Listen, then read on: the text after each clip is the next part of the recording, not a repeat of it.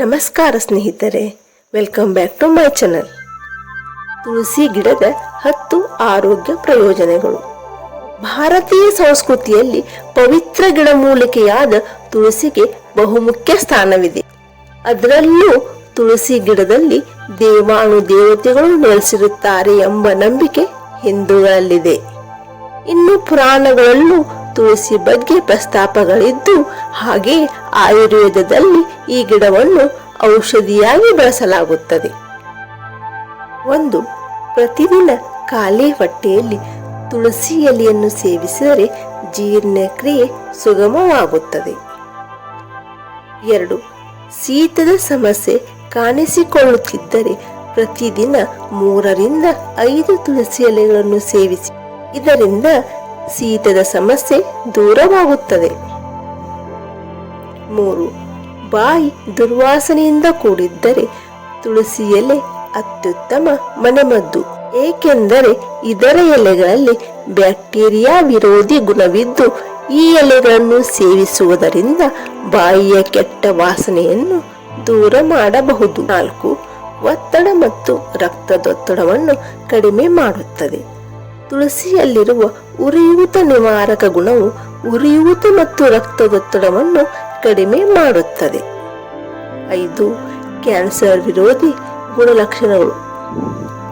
ತುಳಸಿಯಲ್ಲಿರುವ phytochemicals ಪ್ರಬಲವಾದ ಉತ್ಕರ್ಷಣ ನಿರೋಧಕ ಗುಣಗಳನ್ನು ಹೊಂದಿದೆ.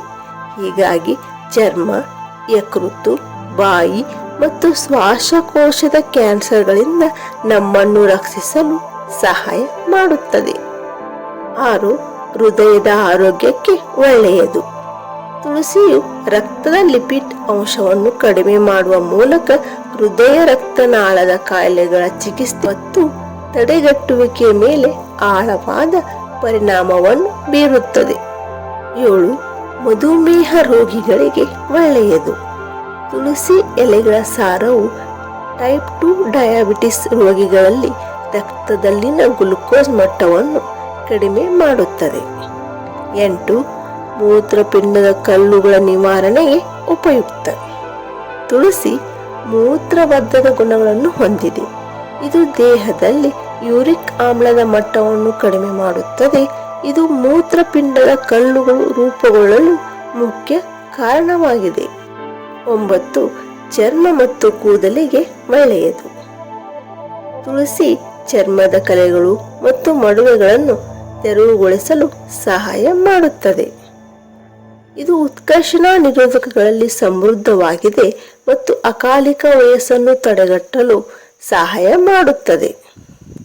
ತುಳಸಿ ನಮ್ಮ ಕೂದಲಿನ ಬೇರುಗಳನ್ನು ಬಲಪಡಿಸುತ್ತದೆ, ಹೀಗಾಗಿ ಕೂದಲು ಉದುರುವುದನ್ನು ತಡೆಯುತ್ತದೆ.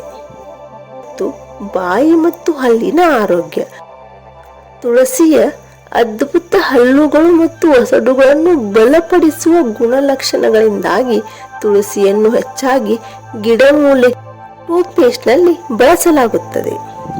ಸ್ನೇಹಿತರೆ, ಈ ಮಾಹಿತಿ ನಿಮಗೆ ಇಷ್ಟವಾಗಿದ್ದರೆ ಒಂದು ಲೈಕ್ ಮಾಡಿ, ನಿಮ್ಮ ಆಪ್ತರೊಂದಿಗೆ ಹಂಚಿಕೊಳ್ಳಿ, ಮರೆಯದೇ ನಮ್ಮ ಚಾನಲನ್ನು ಸಬ್ಸ್ಕ್ರೈಬ್ ಮಾಡಿ. ಕೇಳಿದ್ದಕ್ಕಾಗಿ ಧನ್ಯವಾದಗಳು.